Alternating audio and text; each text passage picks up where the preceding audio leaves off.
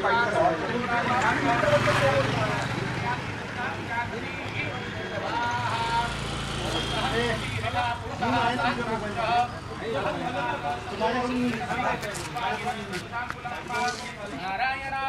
स्वाहा पुरुष एवेदकुं सर्वं यदुक्षभाव्यं उदामृतुस्येतानो जगन्नेनातिरोहति ओम नारायणाय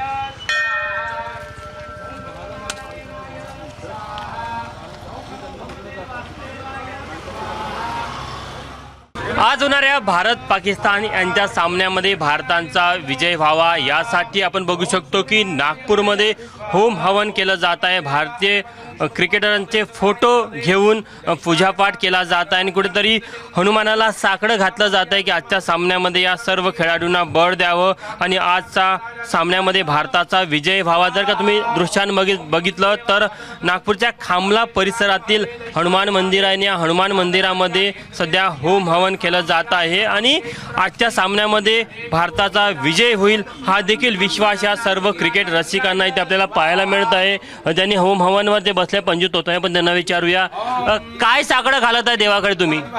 हम बजरंग बली के पास आज हवन पूजा पाठ करने बैठे हैं कि भारतीय टीम को शुभकामनाएं, हमारे तरफ भगवान के आशीर्वाद मिले। और कौन कौन प्लेयर्स आज अच्छा परफॉर्म करेंगे ऐसा आपको लगता है? रोहित शर्मा, हार्दिक पांड्या, विराट कोहली, ये सभी को बजरंग बली से आशीर्वाद प्राप्त करने के लिए आज यहाँ पूजा पाठ की जा रही है। आप बोल रहे थे कि भारत के जो पाकिस्तान के पंतप्रधान हैं उन्होंने जो कहा था कि उनकी जीत होनी चाहिए उनकी टीम की, तो आप उस उपलक्ष्य में क्या कहना चाहेंगे? पाकिस्तान के प्रधानमंत्री ने जिस भावना से, कट्टरता से कहा कि आप पाकिस्तान की टीम भले हार जाइए लेकिन हिंदुस्तान की टीम को फाइनल में मत जाने दीजिए। आज पाकिस्तान के प्रधानमंत्री को यह नहीं मालूम कि आज देश में मोदी जी के नेतृत्व में भारतीय टीम लड़ रही है और सत्य की जीत होती है हमेशा, और हमारी भारतीय टीम बहुत जल्दी चुन के आएगी।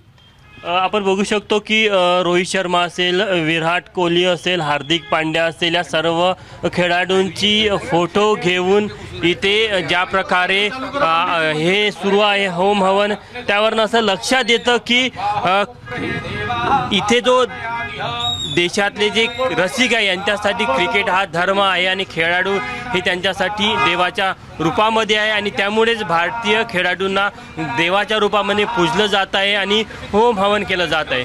कॅमेरामॅन व्यंकटेश नायडूसह तुषार कोहोडे, एबीपी माझा, नागपूर।